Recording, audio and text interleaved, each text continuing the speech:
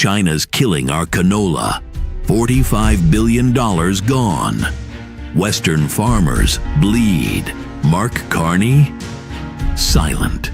Made millions off Beijing's dime. He won't fight. He's Beijing's banker, not our prime minister.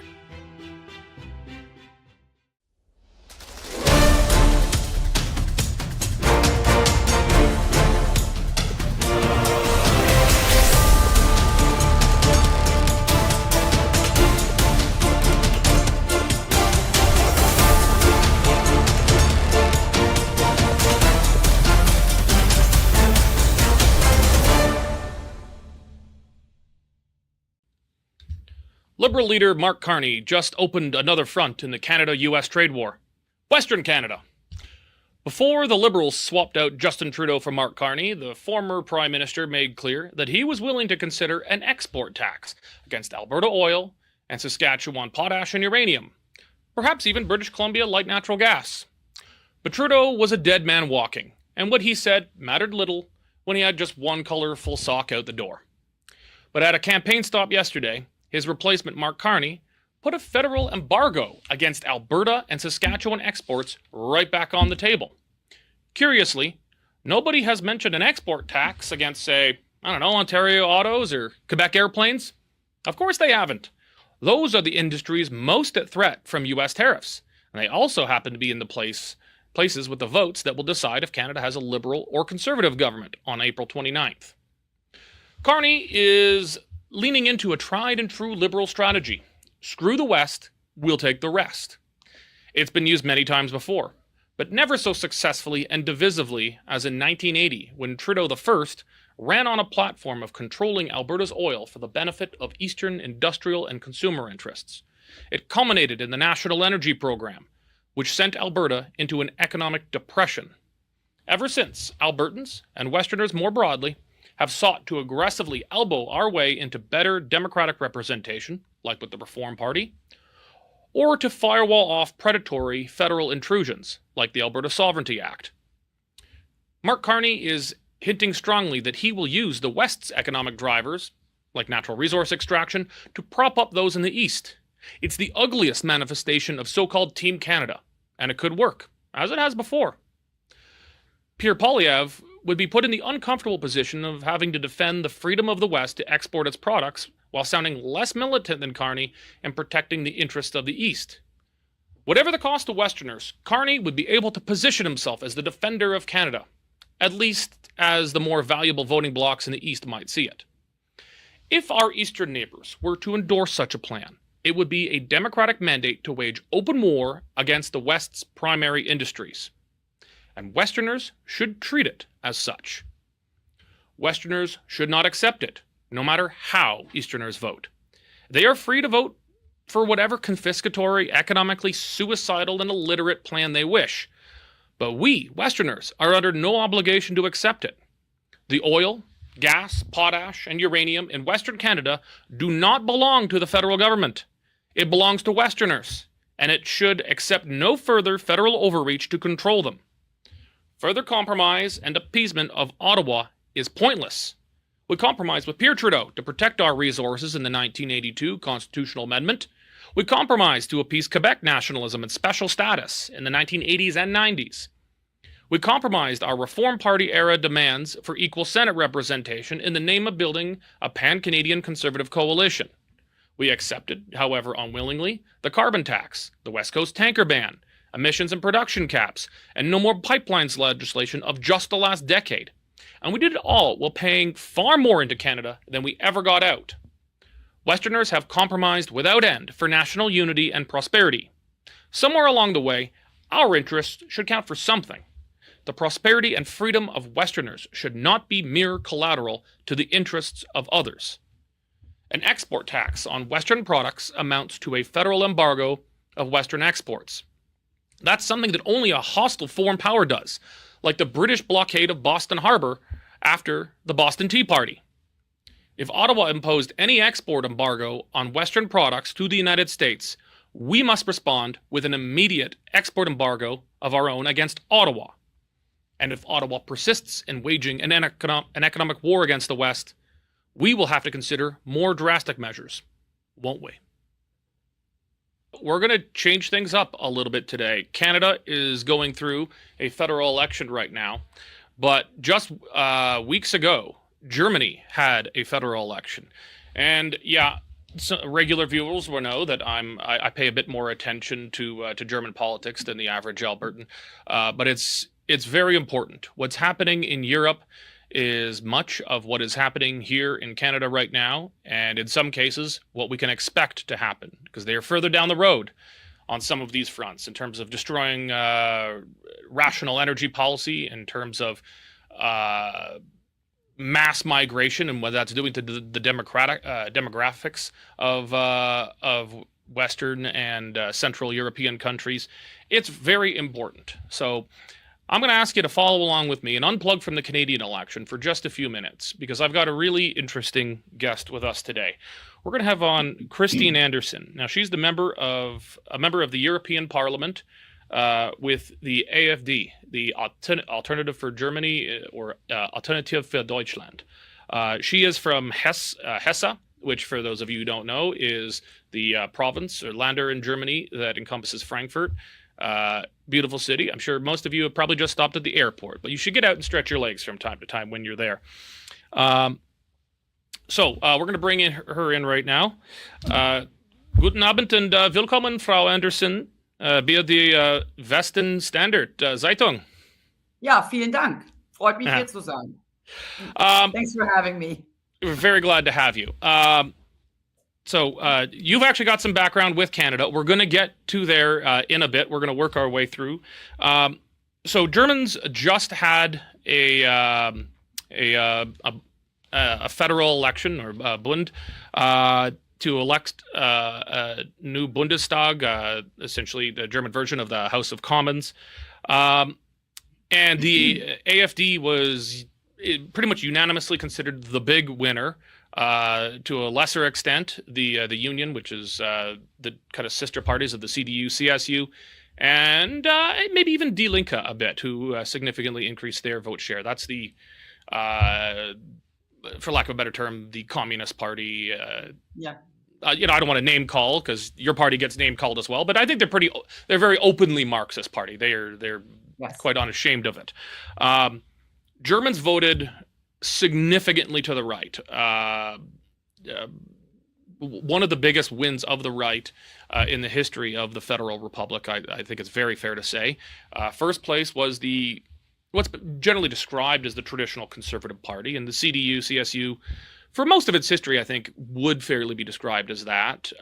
It moved very significantly to the left, particularly under Angela Merkel's chancellorship, which opened up space among more traditional conservatives for the AfD. AfD is a new party that came out of the Eurozone debt crisis and then evolved, taking on the mass migration issues when Angela Merkel threw open the borders to Germany and to Europe. CDU came in first. Here, let's actually put up the election results graphic here, just so people get a sense here. Let's put that up, John. So you'll see there, the first place party is the CDU, or Union, which is the ever so barely conservative party, but still has, I think, a lot of residual support from its tradition of being a conservative party in Germany. Second place was the AfD, Alternative für Deutschland, which is a more robustly conservative party. It's made up of libertarians, conservatives, nationalists. It's a mix of things, as most parties are. And for the first time in the history of the Federal Republic of Germany, the Social Democrats, the SPD, fell to third place. Now, conservative Germans voted for a significant turn to the right. The big issue, I think it's fair to say, Christine, was migration. People wanted very decisive action on migration. There were an endless stream of terrorist attacks in Germany. Even during the election campaign itself, it was the issue that people were voting for. But there's a weird, unwritten, unofficial rule in Germany called the Braunmauer. Translates roughly as firewall, meaning to keep the so-called, I'm putting this in quotes, far right out of any governing coalition, or even relying on its votes to pass a bill or a motion or anything. Yeah. We'll get into how fair or appropriate the label of far right is in a little bit here. But this means that even though Germans voted for an ostensibly center-right conservative party and a further right conservative party, for lack of a better term, a clear majority of Germans voted for that, and they have a clear majority in the Bundestag, they're not going to actually get that. Even though it's a clear majority of seats, they're going to get the Union, barely center-right party, with the SPD Social Democrats, a center-left to left party. What is this doing in Germany when Germans vote very clearly and decisively for a very big change in direction, and not much seems to actually be changing? Well, yeah, that's just the problem. So most of the voters in Germany, they feel completely betrayed because looking at the election results, the majority of the German people actually voted for a blue and black coalition, meaning the Christian Democrats and my party, the AfD, but they're not getting that. And so it's not only the biggest betrayal of the German voters, it's also the fastest betrayal. So not 24 hours after the results had come in, the president of the Christian Democrats, he already kind of backstabbed what he went back on what he had promised, that he would significantly reduce mass migration, which actually is an invasion at this point, by promising that he would close the borders. And like I said, not only 24 hours after the results had come in, he was, standing there, was like, well, no one ever spoke of closing up the borders, right? So that was like the first betrayal. And migration, it really is the big issue within Germany right now. You already mentioned all of the terror attacks we are having, but it's not just, the big, huge ones. We're talking about, there's 2 brutal gang rapes every single day in Germany. 2. And this is not, then we're not talking about the rapes that only have one perpetrator, right? So 2 brutal gang rapes every single day in Germany. Plus, we have like these random knife attacks.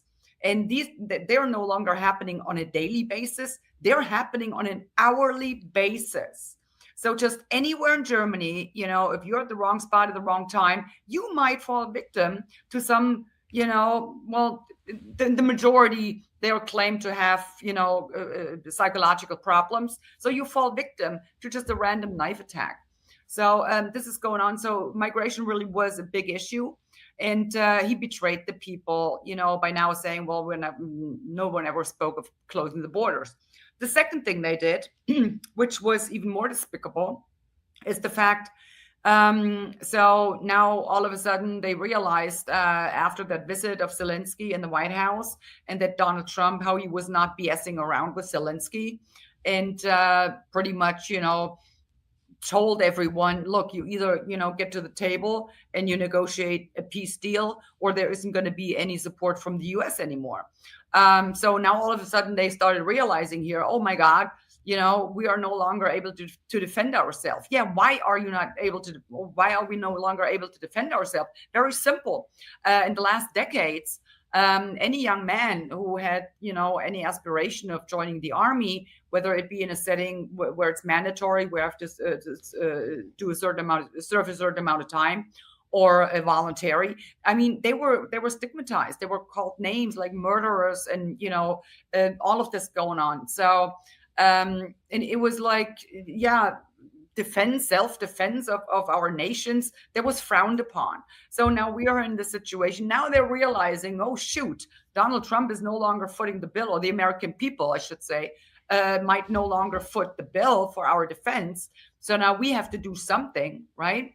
So, and then they realized that the newly elected Bundestag, if they were to come up with an amount to, prop up our defense spending, they can't, because the Constitution prohibits that right now. They pulled in a ceiling as how deep Germany can go into additional debt. So, and they figured this is not going to work out. So, but then looking at, well, we need to change the constitution. But then they realized with a newly elected Bundestag, they wouldn't have the required 2/3 majority. And so just if I understand what happened is before the new Bundestag is sworn in, Exactly. there's a lame duck Bundestag, and it's not really supposed to do anything other than essentially minding the shop. But in an unprecedented way, they changed the constitution before the new Bundestag is sworn in post-election. That's what happened, right? Right. So the new Bundestag was already elected, but it hadn't been summoned yet. So they decided to summon the old Bundestag, who had clearly not been elected in the way it is composed, and they changed the constitution so they can have additional debt up to, wait for it, 1.5 trillion euros. Yeah, and this is only for Germany, right? Friedrich Merz, the presumed next chancellor, almost certainly next chancellor, he ran against that literally days earlier, right? Like he was against that in his own election, and then they threw out democracy to do it with the left-wing parties. That was one of his major campaigning points, right? We need to reduce the debt and the ceiling we pulled in, so we can't have any more additional debt. He campaigned on that. He was gonna not touch it, but and here we are, right? And that happened with like a week after the election results came in. So yeah, the German people, they feel betrayed, and but what this idiot also did, and I'm specifically speaking about Friedrich Merz, and yes, I'm calling him a complete idiot. What he also did during campaigning, he made it very clear to everyone that that is actually one of the promises he kept. He will not even speak to my party, no matter what the outcome. He will not speak to us. So I want to talk. He told the Social Democrats and the Green Party that, look, I'm pretty much at your mercy. You can, demand whatever you want from me, and I will have to do it because I want to become chancellor. And that's what they did. That's exactly what they did. So that's what I want to ask about here with the Brandmauer, the firewall. Yeah. There were some cracks. It's not broken, but there were some cracks in the firewall right before the election on some migration reform bills where Merz was trying to take a more anti-mass migration pose, which very clearly seems to be for electoral purposes now, since he's gone back on it immediately. But he had put forward a bill limiting mass migration, at least steps in the right direction. Not far enough, but steps in the right direction. The SPD and the other left parties were obviously against it. AfD was willing to support it in the Bundestag, and he passed it, at least one of the two, I believe, with support of the AfD, and that was considered scandalous. But he was willing to do it. Well, so I want you to before the election, right? That was right before the election. But he said he would never form a coalition government with the AfD. But that was still a crack in the firewall, because even that was against the so-called rules of it. Right. So what happened here was, so since he was campaigning, right, and since he wanted to become chancellor, and since he needed to come in first in that election, that's what he actually did. He proposed to the Bundestag to 2 items dealing with restricting immigration. And so the first one actually passed in the Bundestag, right? And so it was like all hell broke loose, right? There was talks about he had opened the gate to hell because he accepted our votes, to pass this piece of, it wasn't the legislation, it was some other kind of piece dealing with that. So he opened the gates to hell now, and we're just gonna, I don't know, disappear from the planet. He was called Nazi, and then all of a sudden there was this astroturfing protesting going on again, right? Thousands and thousands of people taken to the streets, now not only protesting AfD, they were protesting the Christian Democrats because they had dared to even table something like this in the Bundestag. And so they blockaded. There was a blockade in front of the headquarters of that party. They were literally hunting politicians from the Christian Democrats down, right? And then he cracked again, right? It was like, well, yeah, no, we didn't quite mean it like that. So then when the legislation was actually supposed to get voted on in the Bundestag, he cracked, right? So, and that was not passed. There were a lot of members of the Christian Democrats that didn't even vote for their own proposal, just so it wouldn't pass, right? So, but that, like I said, that was right before the election, right? So, and people were like, oh, well, he's saying the right stuff now. He's doing the right stuff now. Yeah, let's all vote for him. Let's all vote for him, right? So we tried to tell the people, he's just putting on a show. You will see right after the election, he is not going to remember any of that. And that's what we're seeing. So I want to switch gears a bit back to the election results itself. We're going to put up a map of the election results. Yeah. Now, the map you see is not a map from 1982 showing West Germany, the Federal Republic, and East Germany, the GDR. That is the election map from just a few weeks ago. You'll see, everyone can see on the map, the black is the Union, the, again, nominally conservative party, dominating West Germany, the former smaller parts of the Federal Republic, and in the blue is the AfD, completely dominating in the former eastern provinces of Germany, the former communist East. And then you see a tiny few specks of red for the Social Democrats, SPD, and green for the Green Party. There's a pretty stark geographical divide. We often see, not uniformly, but often in the former communist countries of Europe, they're voting for more nationalist, more right-leaning parties in the former communist areas, and we're seeing that even within Germany itself, almost an internal border there. And there's also a huge generational divide. Young people, particularly young men, voted AfD. Did very well with young women as well, although young women skewed to Die Linke, the former communist party. So there's kind of two big divides I was observing in the breakdown of the German election I'd like you to speak to. One is the East-West divide, CDU, AfD, and actually three divides. Generationally, young people voting AfD, older people voting for Union and the leftist parties, and among young men and young women, young men skewing AfD, young women skewing Die Linke, which translates literally as the left.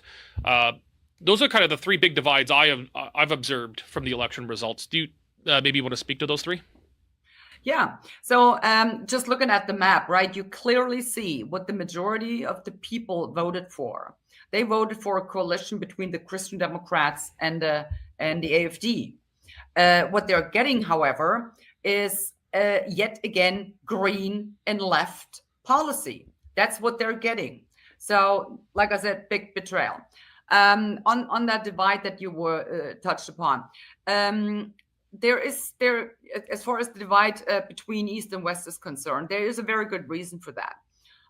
So, in the eastern German parts of Germany, the former GDR, they have lived through communism. They have lived through totalitarianism, and they recognize the signs. They're very sensitive to these censorship that's going on and how things are framed in the media. They learned how to read a newspaper. It's not important what the newspaper says. The more important part is what doesn't it say, and you need to be able to read between the lines. So they are recognizing all of that, and what they're seeing is it bears all of the hallmarks of the Soviet totalitarianism that they lived under in the communist regime, right? Whereas in the West, I usually, I mean, I was born and raised in Western Germany myself, but I usually refer to us, we are just spoiled, rotten brats. We no longer put any value on freedom, democracy, and the rule of law. For some reason, we seem to have forgotten that it wasn't that one fine day the sky opened up and boom, it fell down and there it was. No, it had to be fought for. Our fathers and forefathers had to wrestle it from the former elites, and they literally spilled their blood over making sure that we, as their children and children's children, would enjoy freedom, democracy, and the rule of law. So, and now we're just sitting here and we are so utterly afraid of being called right-wing extremists, Nazis, whatever, that we would not even dare to act in our best interest on our behalf. Just kind of like how they went down in Great Britain with the gang rapes, right? The authorities knew that there were Pakistani men, by the hundreds, I don't know, raping thousands and thousands of British girls, but no one said anything because they were afraid of being called racist. So this is how this kind of works. But nevertheless, the German people, they actually voted for a right conservative policy, but they're not getting that. So All right. as far as the divide, the younger people is concerned, that was actually kind of surprising. I will have to admit that. Considering they all went through school, right? The indoctrination going on there, just the same as it is in Canada or in the United States or anywhere else in the world, in the Western democracies specifically. So that was kind of surprising. But the thing is this, these young people, they see what the policies of the last decade have done to our homeland. They're seeing it in school every day. There is schools where, the German students are in a minority, especially when you look at the under 8-year-olds. We are in a minority already. And they're seeing that. They're seeing all of the problems it brings. They're being bullied. They're being beaten up. Whatever, So they're seeing this. And they don't want this. They do not. And that's why they voted the way they did. The funny thing about this is, it's actually hilarious. The left and the green, for years, they've been working on lowering the voting age to 16. Because they figured, That's pretty funny, yeah. They will vote for the left and the Green Party, right? So, and they actually did lower the voting age for the EU elections. So for the EU elections, that did not go well. the 16-year-olds, get to vote. And ever since we had the EU elections, and this trend was already visible, right? That in Germany, there is parts where we actually came in first with the 16 and 17-year-olds and the younger people. So guess what? There is no talk about lowering the voting age anymore. They dropped that as fast as they could. They don't even mention that anymore. Well, they're all for democracy when the people are voting for them. Exactly. Okay, so I want to come to touch on some of the things you were talking about in your response there. You came to Canada in 2023, kind of in the fallout, as COVID is kind of winding down. You have been quite vocal on some of those issues, including many of the authoritarian actions taken by the Trudeau Liberal government here, and our provincial governments. I'm proud to say in Alberta, we were the only place in Canada that literally overthrew its government because of COVID.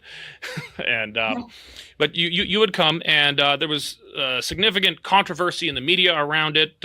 You were pictured in a photo with 3 federal conservative MPs.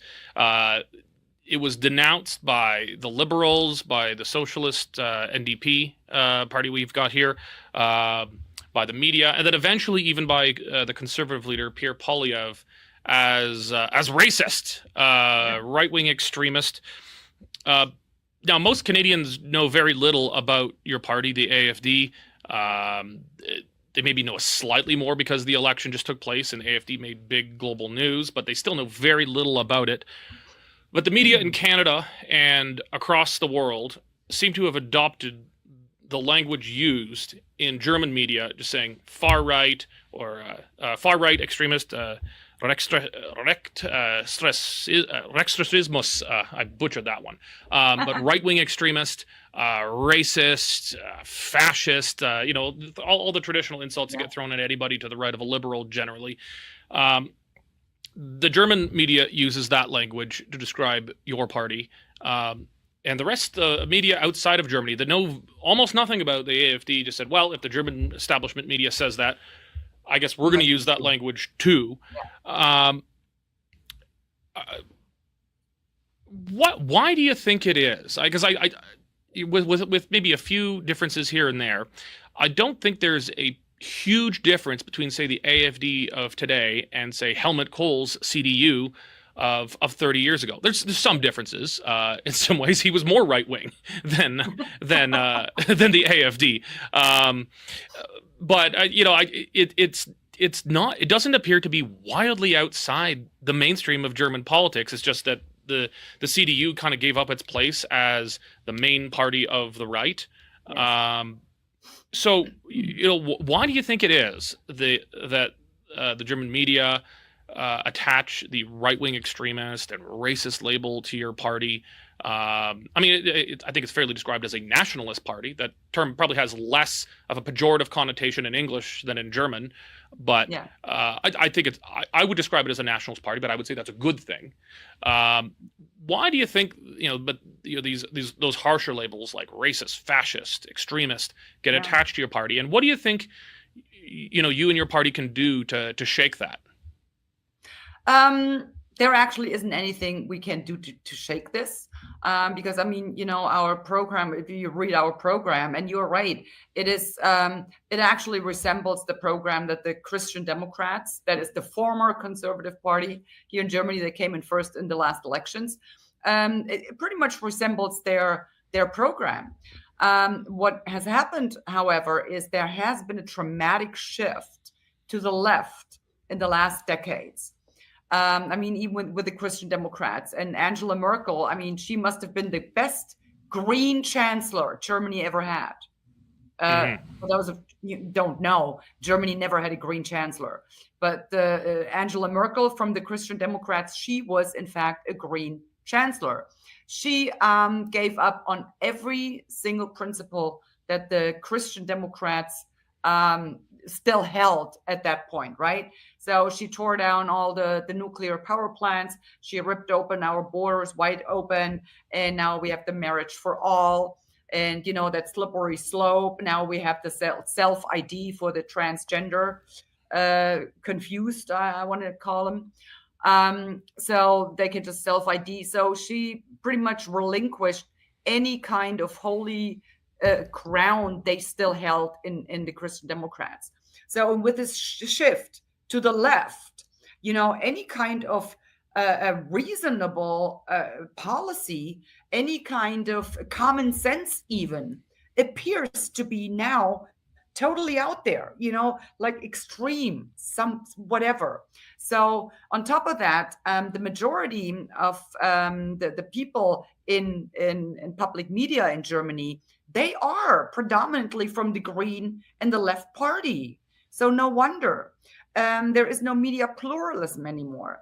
I remember when I grew up, if you read in the newspapers, they're all covered kind of like the same story, but they had different angles, different perspectives, different conclusions. They may have highlighted, different aspects of it. So you had a wide variety, when you read, like, let's say 4 or 5 different newspapers, you actually got a full picture and you could make up your own mind what might actually be the truth. Nowadays, you can read any newspaper you want. You can read 100 newspapers. It says the same thing in every single newspaper down to the word. They don't even change the word anymore. So whatever newspaper you open, you will find the very same article, right? Kind of like the same thing we've seen, or even with the media in the United States or in Canada. during the COVID years, they all repeated the same lines. No one is safe until everyone is safe. Stay home. We have to save Granny. The mRNA injections are safe and effective. Build back better. Remember?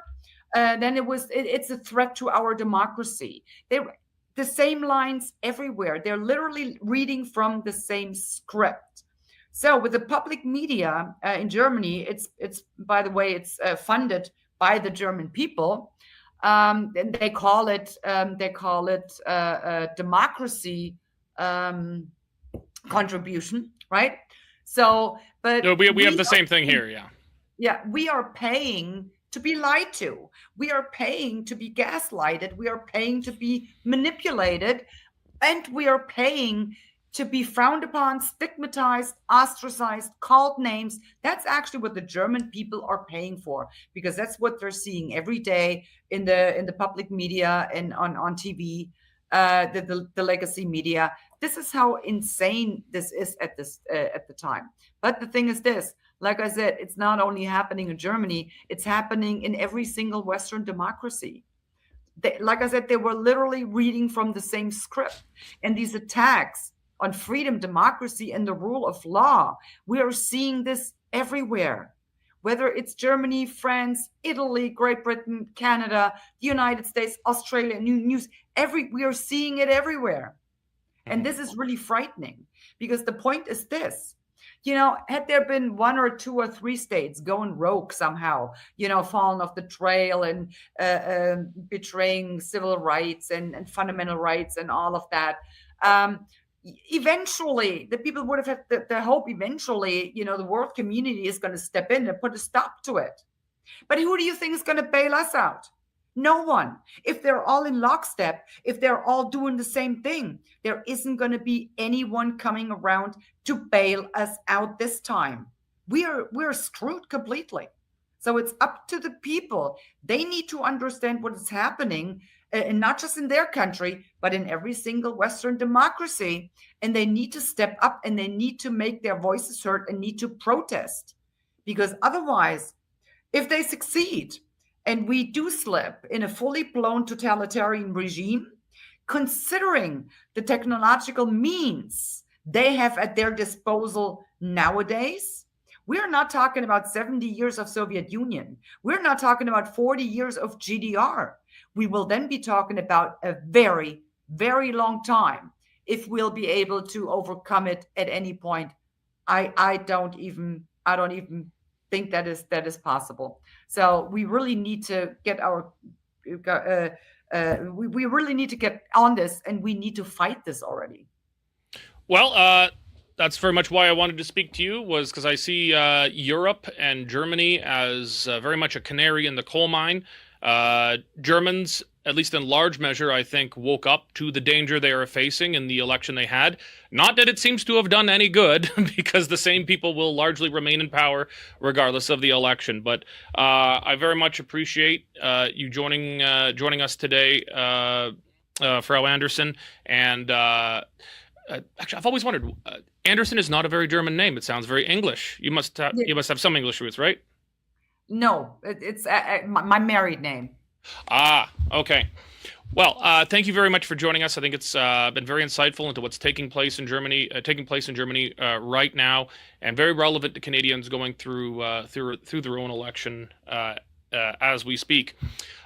Thank you very much for joining us today. Auf Wiedersehen and bis bald. Thank you so much for having me. I enjoyed it. What does success mean to you? Peace of mind? Financial freedom? Generational wealth? What do you see in your future? Investing in gold and silver can help you get there. Through our trading partners, New World Precious Metals offers safe, affordable, secure international accounts to help you meet your unique financial goals. Connect with one of our experienced team members. Invest in gold and silver today.